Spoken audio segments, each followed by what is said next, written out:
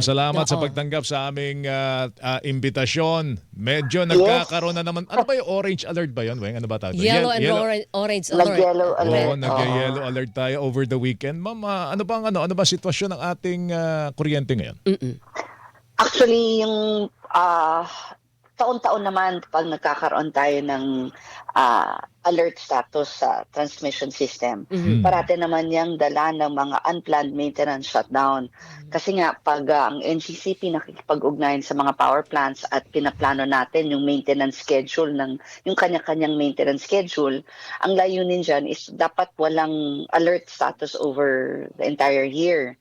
Ang nangyayari minsan, hindi naman may iwasan, may mga plantang biglaang pumapalya o Mhm. nagkakaroon ng emergency or unplanned maintenance shutdown. Nung araw na nakapaglayag ang NGCP ng yellow alert, 11 planta Mhm. yung nag-unplanned maintenance shutdown at malaki-laki yung nawala sa transmission system, higit 3,000 megawatt. Okay. So napakalaki yan, Opo. almost maybe 15% Mhm. nung pangangailangan ng grid na wala do'n sa sistema. Ma'am, yung mga unplanned shutdown o power outage, okay lang halimbawa isa, dalawa, tatlo, lima. Pero yung magsabay-sabay ang 11 at meron pang reported na noong April 16, 35 ang power plants na forced outage, Hmm. parang may kakaiba doon. May kakaiba nga ba, Attorney Alabanza, ma'am? Alam ko, 35. hindi nyo naman puder po ito, kay transmission lamang, doon kayo kumukuha sa kanila ng kuryente. Pero kayo ba, nabibigaan Nag-mystery ba yun sa inyo? Oo. Nagtataka kayo doon? Tataka ba kayo doon? Alam mo nung una 'no, siguro nung una akong naobserba na sabay-sabay nag-aano ang planta, ako rin nag-iisip ako na bakit ay hindi 'to pangkaraniwan. Pero makikita natin na over the years talagang merong mga araw na magkakasabay-sabay siya. Posible kasi 'no, at again nanghuhula lang tayo dito kasi mas magandang makasagot nito yung mga power plants mismo. 'Pag mainit ang panahon, posible kasi may epekto rin sa kanilang mga operasyon 'yon. At dun sa 11 nawala on April 16 na 'yan, kinabukasan halos siyam ang nakabalik na. Mhm. So yun nga ang ano naman, nakikita lang natin na kahit ano namang makina, 'pag under stress, 'pag tuloy-tuloy ang pagtatakbo, Mm. at mainit ang panahon, posible talagang pumalya siya. Okay. At taon-taon nagkakaroon ng ganitong klaseng pangyayari, at kung sakali namang merong yung binanggit niyo nga nakakaiba, nandiyan naman ang Energy Regulatory Commission at ang Department of Energy, kanila namang sinusuri yung mga pangyayaring 'yan Mm. kung may dapat mang tingnan ng Oo. mas mabuti or imbestigahan. O, linawin ko lang yung figures. 35 power plants, April 16, nag-forced outage. But out of that, 14 yung reported running at reduced capacity. Tama po ba? That's why ang sinasabi nyo, 11 yung talagang forced outage na nag-shutdown. Correct? Hindi ko na alam kung saan nakuha yung 35 o sa Oo. 35, but on the day itself, on April 16 'no, marami na kasi mga power plants na naka-forced outage or Opo. unplanned maintenance shutdown from the previous years pa. Okay. 'No. Tapos meron ring throughout from January to April, marami ring mga either nag-e-extend Okay. ng kanilang maintenance shutdown. 'Pag nag-extend ka, considered unplanned na 'yan kasi na nga wala na, dapat nakabalik ka na. Okay. Hindi pa nakakabalik, therefore, hindi na wala na sa plano So, 'yan. nung April Pero on that 16, day mismo, April 16, bukod pa dun sa mga nakaraang taon pa silang oo. hindi nakakabalik or naka-shutdown pa rin, plus yung mga nag-out mula January 1 hanggang April 15, Mm. April 16 mismo, may 11. 11 sabay-sabay Yun. nag-out. Okay. Kaya bigla nating naramdaman yung yellow alert. Wala po bang official communication na nagpapaliwanag sa buong sektor ninyo kung bakit nangyari po ito? Meron naman po silang pinadadalang mga report Mm. sa NGCP, pero syempre 'pag ganyang unplanned maintenance shutdown, Mm. after the fact na po 'yan. Yes. At ang NGCP, for monitoring lang po kami. Kaya Oo. nga po, 'pag nakikita ng ERC or ng DOE na kailangang suriing mas mabuti, Mm. sila na po ang gumagawa ng aksyon patungo dun sa ganong klaseng pag-iimbestiga. So ano pong report nung time na yon? Wala po sa akin yung report in terms of those specific plants kasi ang minomonitor ho namin meron po nabibigay sa NGCP 'no, pero wala po sa akin ngayon kaya hindi Opo. ko po maibibigay sa inyo kung ano yung naging dahilan Mm. nung 11 yun kung ba't sila on that day, bigla ang sabay-sabay. Okay, siguro mapaliwanag natin, Attorney Cynthia, yung mga alert levels, no? Mm. Pagka ba nag-yellow ka, ano ibig sabihin nun? Ang yellow alert kasi ibig sabihin manipis ang pasobra. Hindi pa yan na magkakaroon ng power interruption, Mhm. Okay. na malawakan. Ibig sabihin lang yan yung pasobra na kinakailangan ng NGCP para panatilihing maganda ang kalidad ng daloy ng kuryente, yung tinatawag nating regulating margin, Mm. na nakatalayan sa 4% Mm. ng pangangailangan ng yung demand for the day, pangangailangan sa isang araw. Ibig sabihin kulang na yon, hindi na umabot Manipis ng na 4%. yung reserba. Mhm. So, kung Oo. bumaba pa yan, para mapanatili yung integridad ng sistema at hindi kumbaga bumaba yung voltahe ng husto or ang frequency ng husto at makasira ng equipment, yung mga makina yung mga mga makina ng mga gumagamit ng kuryente, posibleng magbawas ang NGCP ng users kung sakaling meron pang kadagdagang power plant Mm. na mag-forced outage or kung sakaling biglang sumirit ang konsumo ng kuryente. Mm. Pag nakita ng NGCP na dagdagan pa, no, bumaba na, nawala na yung 4% na yan, maglalayag na kami ng red alert kasi ibig sabihin nun, imminent na ang pag-load drop or ang pag-power interruption. Yun na yung Magba-brown out na brownout. tayo pagka red. Yes po. Okay. Yes, pag nag-red. Ano naman yung blue? Wala po tayong blue. Wala ba? Walang blue. Wala blue. Pag white, Actually, sa sorry. totoo lang, Ito yata yung natawa ko, no? Oo. Ang blue alert, meron, pero hindi dahil sa supply ng kuryente. Yan naman po inilalayag ng NGC, blue alert, pag meron ng parating na bagyo. oo, yun yung state of alertness ninyo yon. Yes, Normally. yes. Pag Oo. halimbawa, parating na yung bagyo within Oo. 24 hours, naka-blue alert na Naka-blue si alert na NGCP. kayo. Kumbaga, nagbabantay na tayo ng pagbaba ng bagyo. Pero wala po kinalaman yun dun sa supply. Oo. Ang white Ibang alert. klaseng sistema. Ang white Ang alert white naman. alert. Para kompleto Walang tayo. white alert. Yun, for sure. Wala Sa tayong nursery white rhyme. alert. Oo, yun yung status na wala kang pangangambahan kasi yung demand, yung supply mo sobra-sobra sa demand.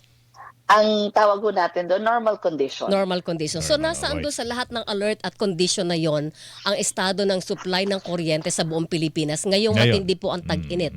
Attorney For Alabanza. today po, normal conditions po tayo. Mhm. Kasi po, yun na nga, So white again, tayo, white. basta susundin lang po ng mga power generators, yung nakatakdang tinatawag nilang Grid Operating and Maintenance Program. Mhm. Yan po yung plano kung kailan nakatoka ang maintenance shutdown sa mga power plant. Dapat po wala tayong makikita. Pero of course, nung nagsabay-sabayan itong mga planta noong April 16, kailangan po nilang suriin kung yun nga sa kanila titinan nila kung ano ba yung naging dahilan yon at kung kailangan nilang magkaroon ng adjustment bago pa lumaki yung sira. But again, mas maganda pong antayin natin ng anunsyo ng Department of Energy dyan kasi sila naman po yung meron silang supervision over the power plants. Ilang ang power plants natin, ma'am, all over the country? Nako, Nagpapatakbo po ng ating kuryente. Kasi po, ang hirap bilangin yan, no? Kasi meron tinatawag tayong rated capacity. Ang rated capacity, yan po yung bagong-bago ang planta, yan po yung sinasabi nila sa factory, kayang gawin. Pero pag tumatandaan na ho ang planta, hindi na ho yan yung nagiging rated capacity. Kumbaga nababawasan na yan. No? Meron na pong, hindi na po siya kasing bago nung una siyang nagbukas. Mahina ni capacity. Ang tinitingnan ho ni NGCP is yung available capacity. Yan po yung nire-report ng mga power plants kada araw o sa isang plano sa isang taon na maaasahan ng NGCP maipapasok sa transmission system. Mhm. Ngayon po, yung available ng capacity na yan po yung gumagalaw. Kaya pag ang monitoring po ng NGCP, meron tayong year ahead, meron pong day ahead, meron rin pong on the day itself. Kasi posible hong magbago ng malaki yan. Depende ho sa operasyon ng power plant. Okay. Okay. Ito lang siguro, Weng, nag-announce kasi ang Meralco. Magtataas po ng singil. Hindi ko alam kung kailan billing period yan, Weng. Pero ang dinadahilan nila, nagtaas ang transmission rates, no? Oo. Alam ko ang National Grid Corporation of the Philippines, maliit lang pong bahagdan doon sa ating bill ang sinisingil po ninyo. Pero ito ang dahilan kung bakit magtataas po na singil ang transmission. Bakit po kayo magtataas, Attorney Cynthia?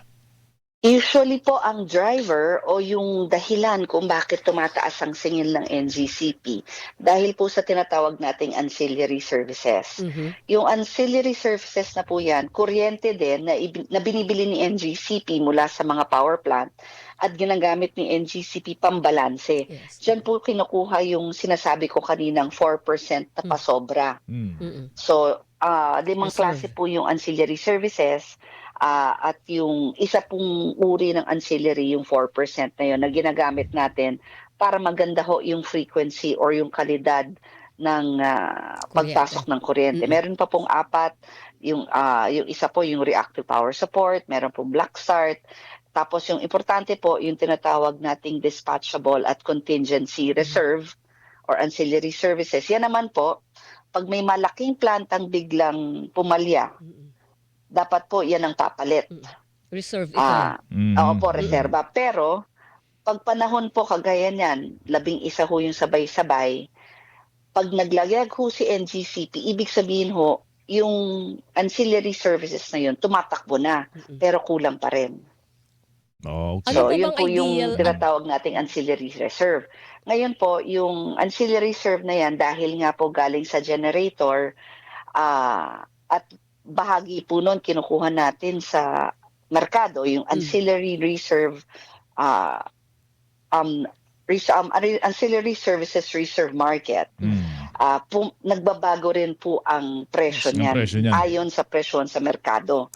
Kaya kadalasan po over the last year or 2 years, ang pagpalo ho ng transmission services, transmission charges, dahil po dyan sa ancillary services na buong-buo naman ho namin ibinibigay sa power plant. Okay, may factor dito, Attorney Alabanza, yung presyo ng petrolyo at yung lakas po ng demand sa kuryente. Yung crisis ba, apektado kayo, ma'am?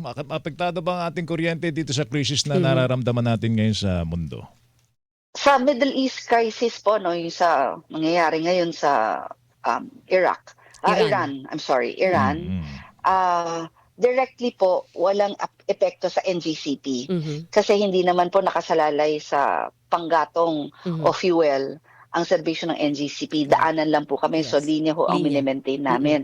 Ang impact lang ho sa amin is like an ordinary business na yung aming fleet of vehicles, yung mga line truck ho namin, yung mga service vehicles, syempre, At apektado ng tumataas ho taas yung ng gastusin diesel. doon. Correct. Pero sa kuryente po, meron Wala din naman. pong impact. Pero dahil po I think again mas maganda ho kung ang Department of Energy ang sumagot nito.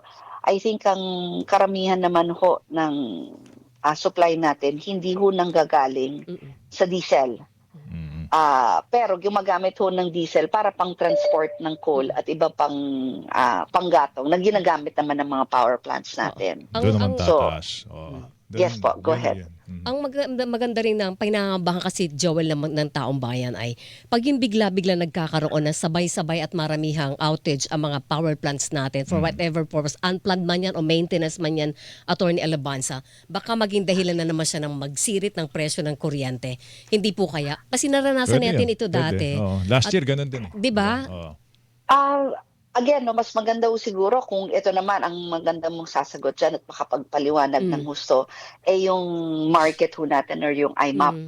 Kasi meron ho talagang magiging epekto yon, pero mahirap na hong manghula Yes. kung yung dynamics ho ng pagtaas ng presyo. Pero basic ho yan, pag mababa ang supply at mataas ang demand, magkaka-impact ho sa presyuhan yan. Pero mas maganda ho yung merkado ho natin ng kuryente ang magpaliwanag ng husto dun sa buong impact o yung pangkabuang impact ng presyuhan kung sakaling nagkakaroon ng pagnipis ng supply. Oo. Attorney, salamat sa oras. Ma'am, Mag-ingat thank ka. you. Good morning Good to you. morning. Yes, good morning, Joel. Good morning, Weng. Salamat Salamat po. din. Attorney Cynthia Labanza, tagapagsalita ng National Grid Corporation of the Philippines.